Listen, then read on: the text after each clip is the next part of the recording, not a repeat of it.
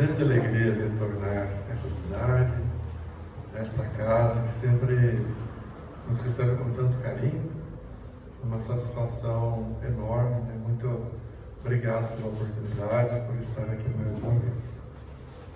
Que todos nós possamos ter, nesta noite, um momento de compartilharmos as lições de Jesus, a fim de que a nossa vida se torne melhor. Cada um de nós que busca uma casa espírita, um templo religioso, tem sempre essa vontade de conseguir tornar a vida um pouco melhor. E essa é a nossa proposta aqui. E rogamos a Jesus que nos inspire neste cometimento. Algumas passagens do Evangelho, além da lição moral, trazem um contexto poético de muita beleza. E é este versículo um exemplo bem interessante. Quando Jesus diz assim: olhai as aves dos céus e os lírios dos campos. As aves não plantam nem ceifam, e Deus lhes dá onde comer. Os lírios não fiam nem tecem. E eu vos digo que nem Salomão, em toda a sua glória, jamais se vestiu como um desses lírios que estão nos campos. Eu sempre achei esse versículo muito bonito, muito inspirador. Antes de nós falarmos dos lírios, eu quero fazer um comentário breve a respeito das aves, porque em certa ocasião no estudo, a pessoa comentou se esse contexto de mencionar que as aves não plantam nem ceifam não poderiam talvez fazer uma sugestão para que nós nos conduzíssemos na lei do menor esforço. E o instrutor que estava nos ensinando explicou que, ao contrário, de todos os seres vivos, as aves são dos que primeiro iniciam a sua atividade. Então, logo pela madrugada, nós ouvimos as aves deixando seus abrigos, as árvores, os ninhos, e saindo em busca do seu alimento. Elas não ficam nos galhos com o bico aberto esperando a comida cair. A questão desse ensinamento é que elas têm confiança que Deus irá prover aquilo de que necessitam. E assim também nós devemos agir. Partirmos em busca daquilo que for necessário para a nossa subsistência, mas sempre com a confiança de que Deus irá prover aquilo de que necessitamos. Possivelmente não será da maneira como nós idealizamos, porque em geral todos nós temos ainda muito apego às questões materiais. E quase sempre nos esquecemos que ao longo das encarnações teremos a necessidade compreensível de diversos patamares de aprendizado, às vezes na riqueza, às vezes na pobreza, às vezes com a saúde plena, outras vezes com a saúde precária, algumas vezes numa grande família, outras vezes na solitude, e assim sucessivamente, com grande destaque social ou no anonimato. Então, a questão de nós confiarmos que Deus irá prover aquilo de que necessitamos envolve também uma dose de humildade, de aceitarmos aquilo que vem para nós dentro do nosso melhor empenho, sabendo que ao longo das múltiplas existências físicas, porque a vida é uma só, para cada um de nós a vida é uma só. As experiências na Terra, os corpos são vários, múltiplos, mas sempre nós iremos manter a nossa individualidade. Então, ao longo dessa trajetória infinita, que é essa experiência maravilhosa chamada vida, nós iremos perpassar por todos os tipos de experiências. E precisamos ter serenidade e humildade para lidarmos bem com cada uma delas.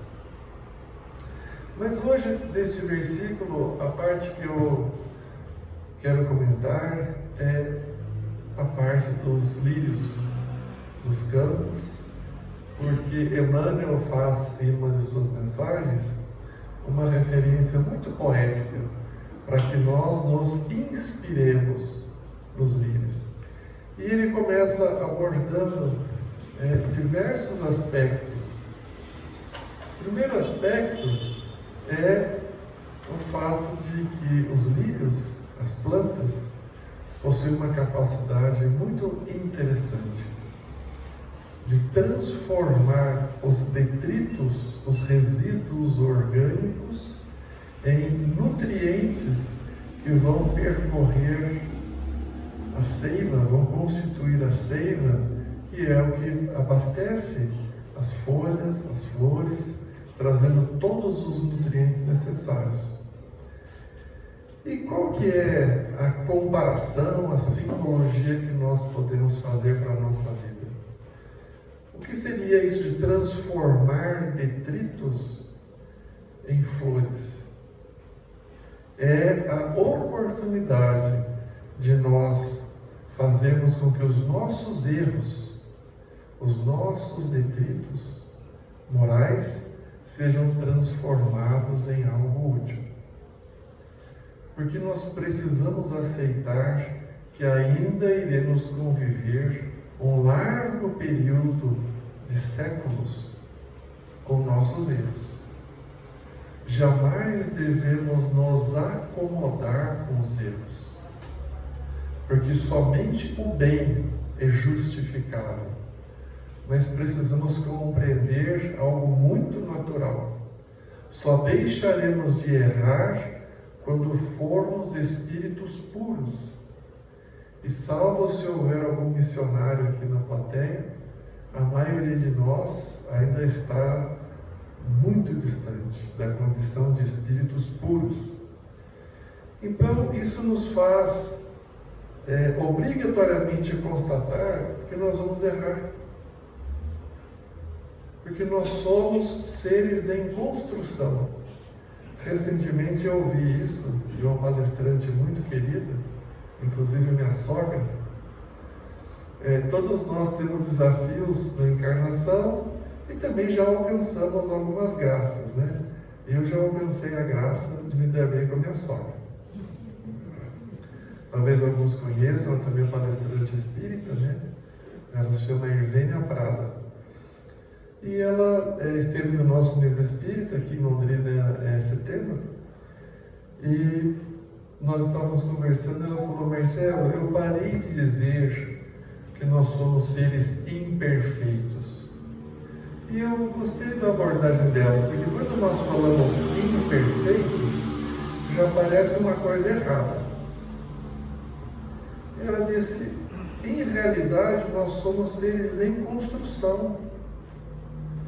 Então, se uma casa está sendo construída, nós sabemos que não é razoável esperar todo o conforto, toda a proteção, toda a beleza que uma casa pronta pode oferecer. A casa está sendo construída. Durante esse processo, nós não teremos o piso definitivo, e sim o contrapiso, às vezes a terra batida. Se a casa está sendo construída, ainda não tem o forro, às vezes não tem o telhado, mas a gente não fala que a casa é imperfeita. A gente olha e diz: não, ela está sendo construída. Quando ela estiver pronta, nós vamos poder contar com beleza, conforto, aconchego. Nós somos seres em construção. Por isso precisamos ter paciência e humildade para com os nossos defeitos. Mas muita atenção também, como Santo Agostinho nos recomenda em O Livro dos Espíritos, como a receita mais objetiva para o progresso moral.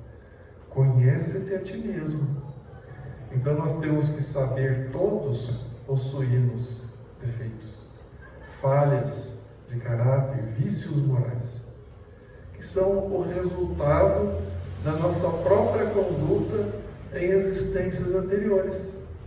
Qual é a diferença? Até algum tempo atrás, nós praticávamos os mesmos delitos, iludidos de que representavam o objetivo da vida. Hoje, ainda temos sintonia com questões desajustadas, mas graças a Deus já percebemos que o roteiro de luz é outro. Como Paulo de Tarso nos diz: eu fui o pior dos homens, mas já me encontro matriculado na escola do bem. Nesse contexto, quando nós vamos praticando a recomendação de Santo Agostinho de nos conhecermos, todos os dias refletirmos sobre a nossa conduta, nossos pensamentos, nossas palavras, nós vamos, sem muita dificuldade, descobrir nossos defeitos. E quais são os mais graves? Em geral, aqueles que a gente esconde de todo mundo, que a gente tem receio, que a gente tem constrangimento. E por que a gente tem tanto apego com essas condutas se já sabemos são inadequadas? Isso decorre do que nós fazíamos no passado. Quem quiser saber o que foi na última encarnação, é muito fácil. E eu posso falar agora de todo mundo. Cada qual avalie os seus piores defeitos. Era isso que nós fazíamos. E 2 encarnações para trás, é só piorar um pouco mais. E 3, dizem que é melhor a gente nem imaginar o que nós fazíamos.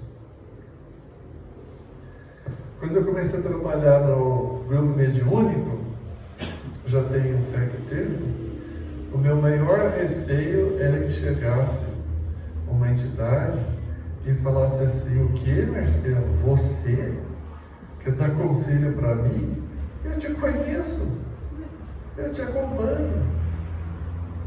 E conforme a gente vai estudando essa doutrina tão libertadora, eu fiz as pazes com esse receio que eu tinha. E até hoje, quando eu vou dirigindo para o Centro Espírita da Benei, eu vou falando em voz alta e digo assim: pessoal, porque eu sei que não é um desafeto só que eu tenho, são muitos, né? Eu falo assim: pessoal, vocês nem precisam me lembrar, eu já sei que eu continuo o mesmo espírito atrasado de antes. Porque séculos de má conduta não serão resolvidos em alguns anos de início de trabalho no bem.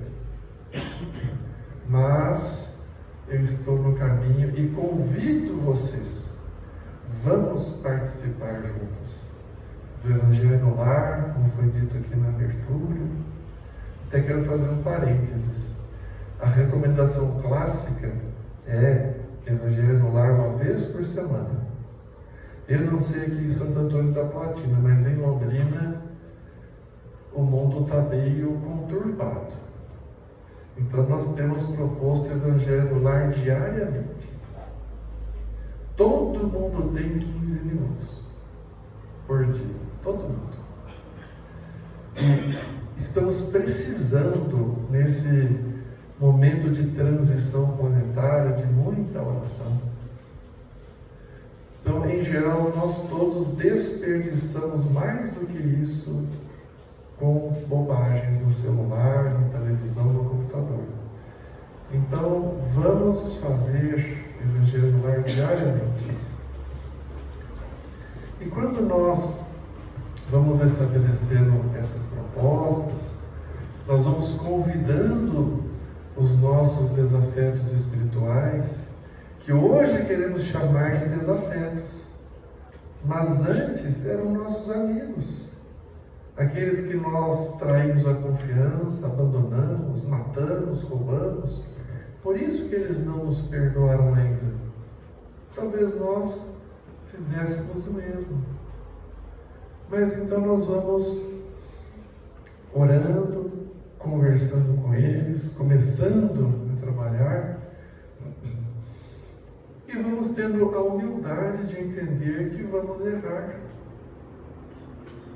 mas sempre procurando transformar os detritos da nossa vida moral em experiências úteis, assim como os lírios fazem, que mesmo no pântano mais lodacento, mais empesteado, ele consegue extrair dali aquilo que é útil para ter folhas e flores.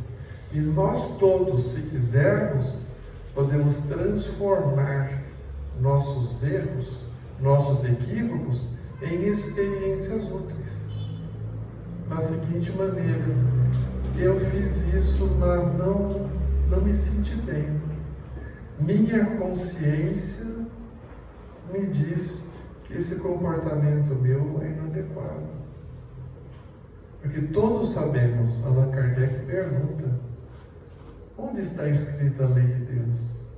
E é uma das respostas mais curtas do Livro dos Espíritos, na consciência. Outra grande lição que nós podemos colher dos lírios é que eles florescem onde foram plantados. Eles não escolhem o lugar. Jesus é o divino agricultor de nossas vidas. E Jesus também nos semeou onde nós necessitamos florir. E não é exatamente o local físico, embora o local físico também possa ser considerado. Quando nós falamos florescer onde Deus nos plantou, refere-se, por exemplo, à nossa família. Talvez possa acontecer de alguém nesta plateia ter alguma família mais difícil. Não sei se teria, né? Na verdade é uma brincadeira, né? Todos nós temos desafios familiares, todos nós. Porque foi um mecanismo estabelecido por Deus para nós nos reajustarmos com os nossos erros do passado. Todos nós temos na família pessoas com as quais não simpatizamos.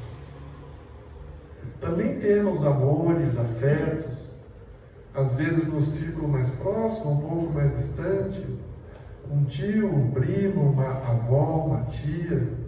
Todos temos também aqueles que aceitam reencarnar conosco para nos auxiliar na proposta.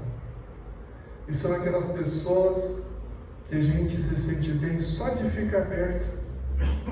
Não precisa falar nada. Se a pessoa convidar para tomar um café, é uma alegria. Se não for café, for água, é a mesma alegria. Se a gente vai assistir televisão, pouco importa o que está passando.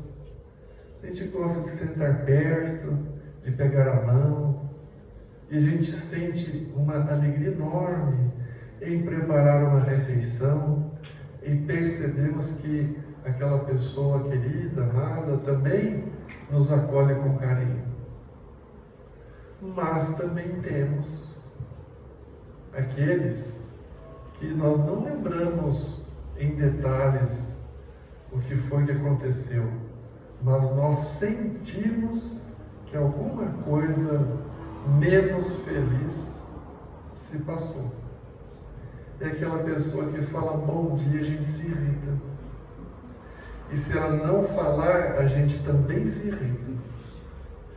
Pode estar passando o nosso melhor seriado na televisão. A pessoa chega e a gente não gosta. E na hora do almoço, a gente senta ali, parece que não há uma espontaneidade. E às vezes a gente se revolta e fala assim, mas o que eu fiz para merecer isso? A resposta não é muito difícil, né? O que será que a gente fez? Tem gente que fala, mas por que Deus estabeleceu isso? É porque em sendo da família, quantas vezes nós dizemos assim, eu não concordo com nada do que você fez e do que você faz. Mas você é meu irmão, é meu pai, é minha mãe. Então, vamos lá. Vou tentar ajudar. Às vezes não é possível, porque a pessoa não quer. Ela tem o livre-arbítrio dela. Mas está lá também no Evangelho. Amar os vossos inimigos é desejar o bem para eles. É orar por eles. Nossa, Marcelo, mas você vai falar que a gente tem um inimigo na família? Um só não. Temos vários. Como uma grande amiga minha, uma jovem senhora lá na cidade dos meus pais, que é Poços de Caldas, e 8 filhos. O que nos dias atuais não é muito comum, né? A minha mãe, por exemplo, é a 12ª, foram 13. E essa senhora amiga minha, 8 filhos, né? E um dia eu perguntei, falei, nossa, mas quanta motivação, né? E ela falou assim, não, Marcelo, na verdade, eu preferi ter os meus obsessores todos encarnados. Porque pelo menos eu os vejo, né?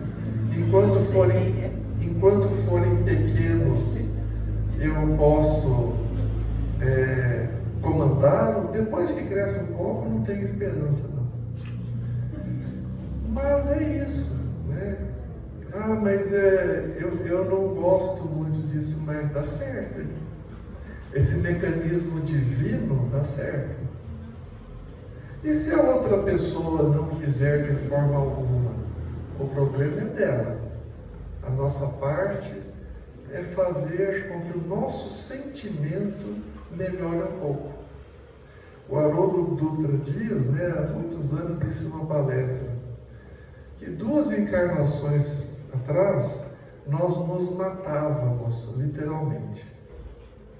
E aí renascemos na mesma família.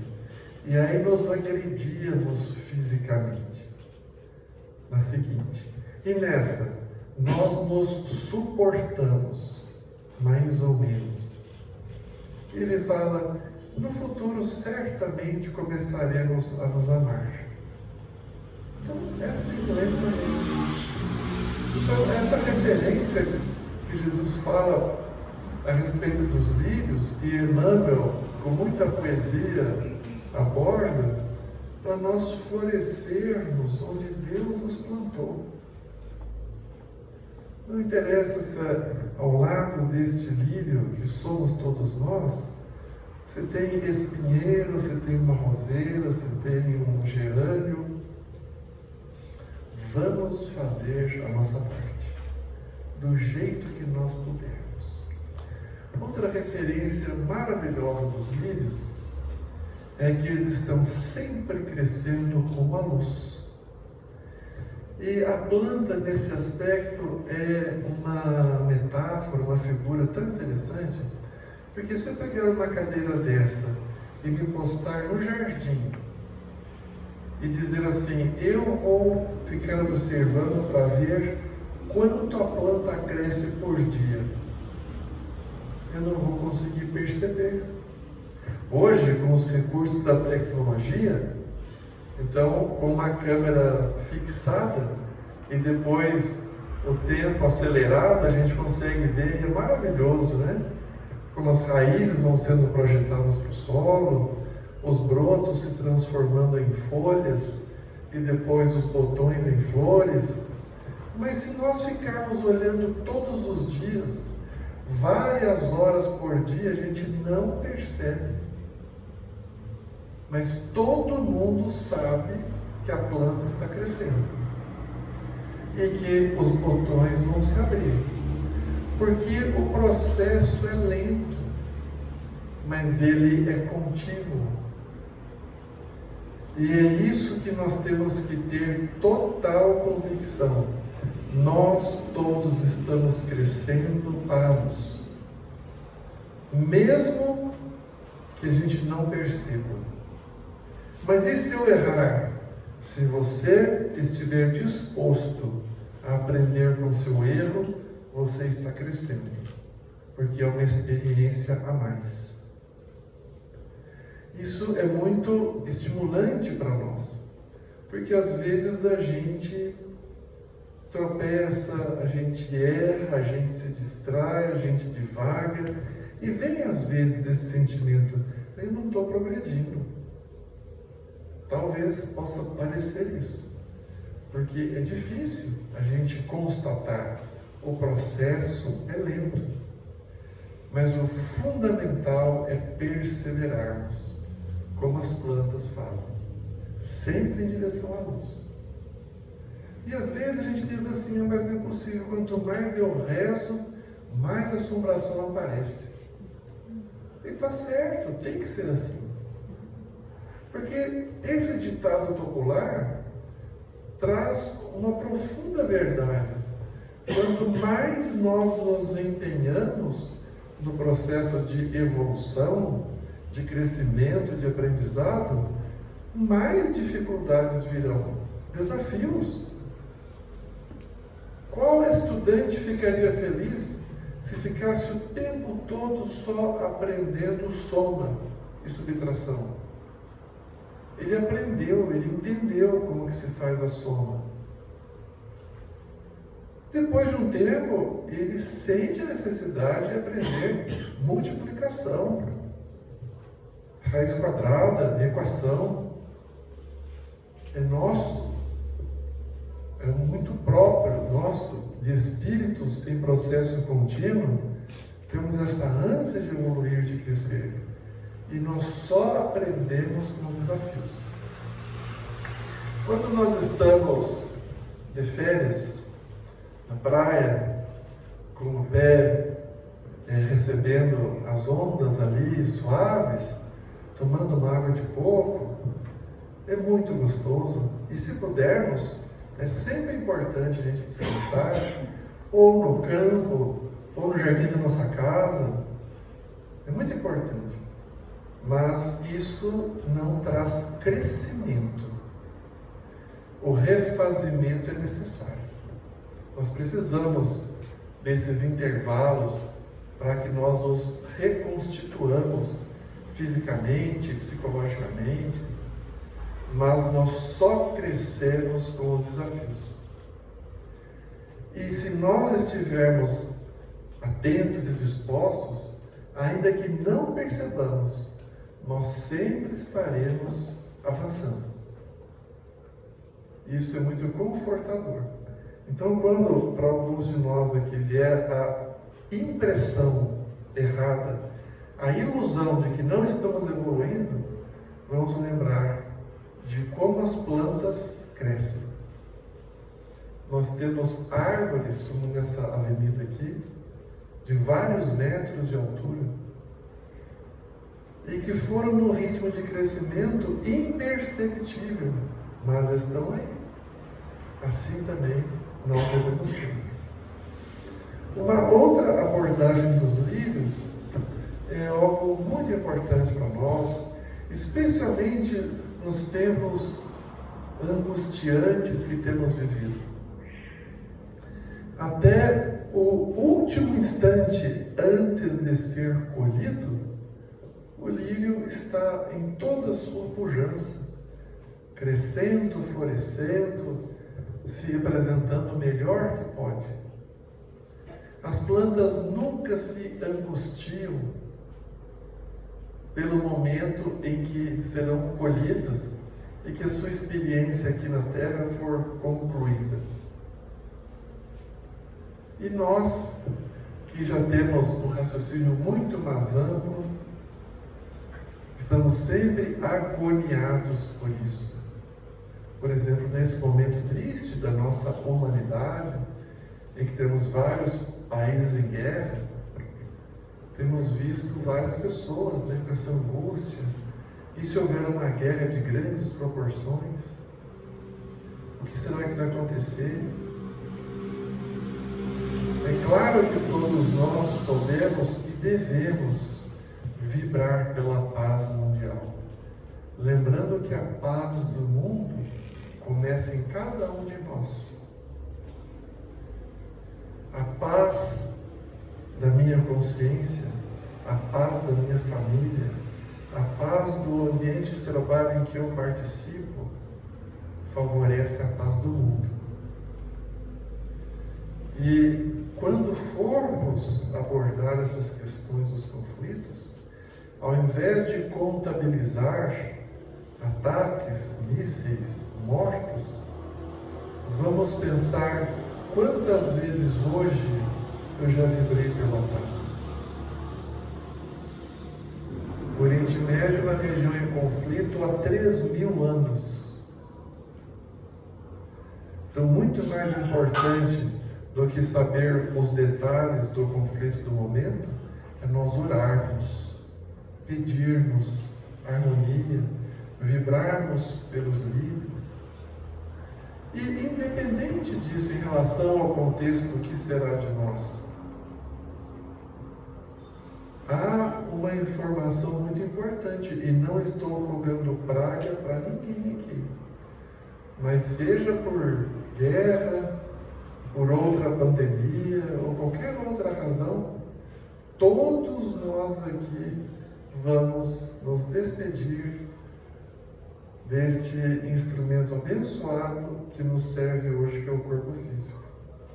E não estou rogando praga, é um evento natural, biológico, sabido, seja por velhice, acidente, doença, o gênero em que o nosso organismo vai deixar de funcionar, o tipo de morte física, o gênero da experiência do término da vida carnal, não tem muita importância.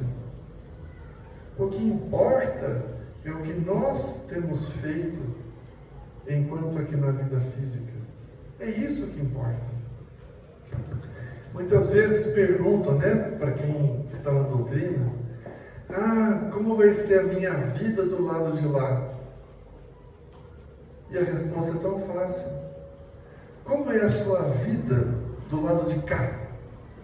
O que você gosta de fazer? Como você preenche o seu tempo livre, o tempo fora das nossas obrigações típicas da matéria? O que você gostar de fazer é o que você fará.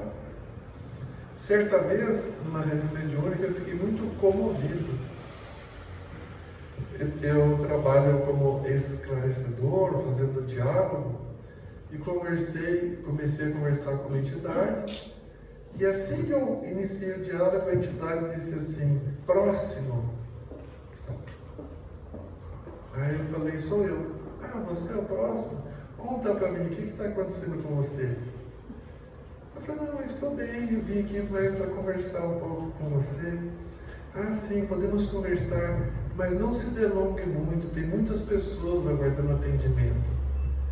Eu falei: então percebi que era um senhor de idade. Eu falei: o senhor é um médico muito dedicado, né? Olha, eu me esforço, eu estou com 94 anos. Eu já sou aposentado, mas eu vejo tantas pessoas necessitadas, eu não tenho coragem de ficar em casa, porque eu posso ser útil. A minha família implica comigo. Eles dizem que eu preciso descansar um pouco. Mas isso não me cansa. Existe uma satisfação tão grande em servir o próximo, que eu me sinto bem com isso. E eu falei: e a saúde do senhor está bem? Meu jovem, adorei. Vê que o espírito de luz me chama de meu jovem, né? Com 50 anos a gente começa a gostar, né? Agora, quando eu tinha 15, 20 anos, 50 anos, eu era muito velho. Agora, muito velho para mim é de 110 para cima. Ele falou assim: meu jovem, você perguntou, de fato tenho tido um pouco de angina, né, uma dor no peito, o meu coração não está muito bom, mas eu sigo trabalhando. Aí fui conversando com ele, né, se ele já tinha parado para pensar o que acontecia quando o coração não aguentasse mais. Eu falei assim: olha, eu acredito que a gente continua numa outra vida, mas nunca estudei muito, sempre preferi trabalhar, servir, ajudar o próximo. Aí aos poucos eu dei a notícia para ele e compreensivelmente ele ficou em paz. Ele disse assim: mas aqui eu posso trabalhar em qualquer coisa, eu só quero ser útil. Eu falei: claro. E foi muito comovente, porque começaram a chegar familiares, pacientes que ele havia atendido. Então, quem quiser saber o que vai ser da própria vida do lado de lá, analise agora o que tem sido a sua vida do lado de cá. Se estivermos fazendo coisas boas, nós também estaremos fazendo coisas boas do outro lado da vida. E essa angústia a respeito da morte física é uma grande bobagem. Nós todos já passamos pela experiência da morte orgânica múltiplas vezes. Todos nós. É mais uma vez que iremos passar.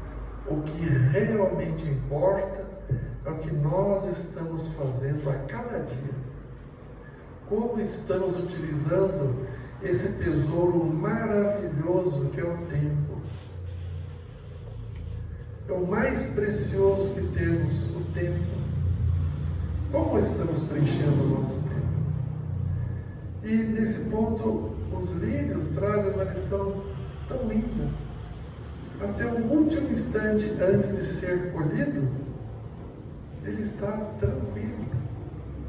E após ser colhido, ele também não escolhe um local para seguir trabalhando. Alguns vão enfeitar uma casa espírita, vão enfeitar um lar, um casamento, um velório. O importante é sermos úteis, onde estivermos. E nessa proposta de nós sermos úteis, muitas vezes nós nos perguntamos: eu não tenho condições de fazer nada, tenho poucos recursos, tenho pouco tempo.